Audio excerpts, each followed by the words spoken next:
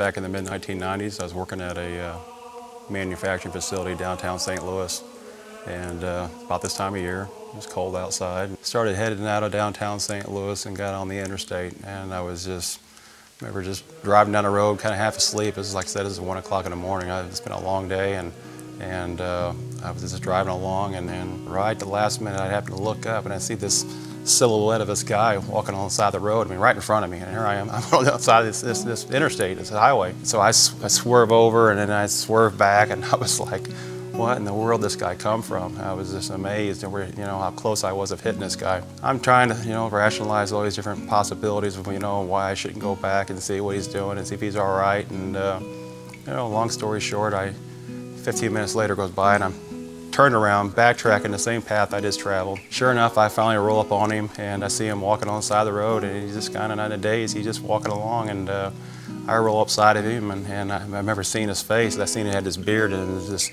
the water just crystallized on his beard. It was just frozen, and he had these coveralls on. These coveralls was just like a layer of ice on the side of these coveralls.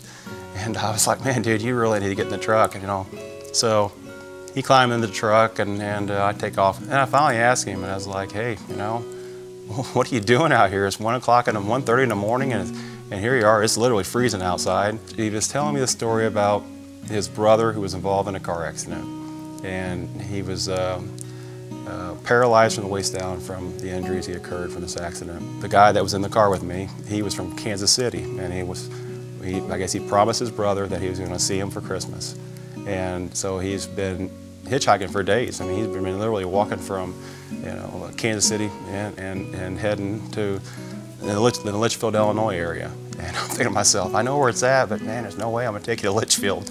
And I'm tired, and so I just want to get you off this road. I stop in Pontoon Beach in this little gas station, and I get out, and I give him all the money I had in my wallet, and bought him some coffee, and wished him luck, and said, hey, you know what, somebody will be by here pretty quick, and they could take you on the rest of your trip. Driving down the road again, and I'm looking back, and I knew I've been through this area several times, and there was nobody in sight. Nobody's going to be there. He was going to be there for a while. And so I'm driving along, and I'm probably driving another 10 minutes, and I'm like, gosh, Shawn, we got to get this guy, get him to Litchfield. So I turn around again, and I backtrack the way I came again and stop in this little gas station. I say, man, dude, get in the car, I'm going to take you to Litchfield. It didn't matter at this point, if he was feeding me a, bullcrap story, it is what it is. I'm still going to take him to Litchfield. So another hour passes, and we finally get to the point where we're starting to roll into Litchfield, and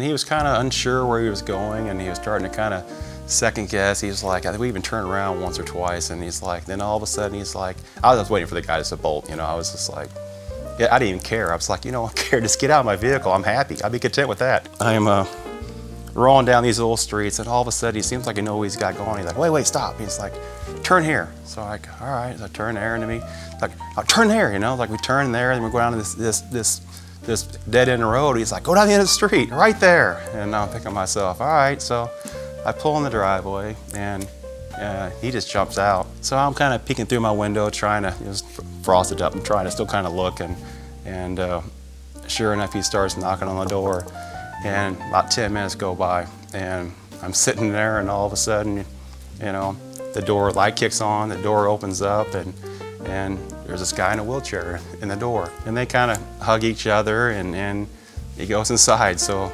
I end up just backing out of the driveway and started heading home. Learn from somebody's story, give them a chance to talk, and like I said, I drove by this guy, and I automatically knew who he was. I thought, I was mad. I said, why is this guy on the road? I just want to get him off the road. I said, man, you're basically a problem for everybody else on the highway. I'm just trying to remove the problem from the highway. And it wasn't until he started telling me the story, and the more I could tell in his eye, that this guy was determined. Get out of your comfort zone. If you think you can help somebody out, whatever means it happens to be, do it. And it may be uncomfortable, it may be, a burden, but I think in the long run you'll find out that most of these people you help or places you volunteer at, you're going to get something in return.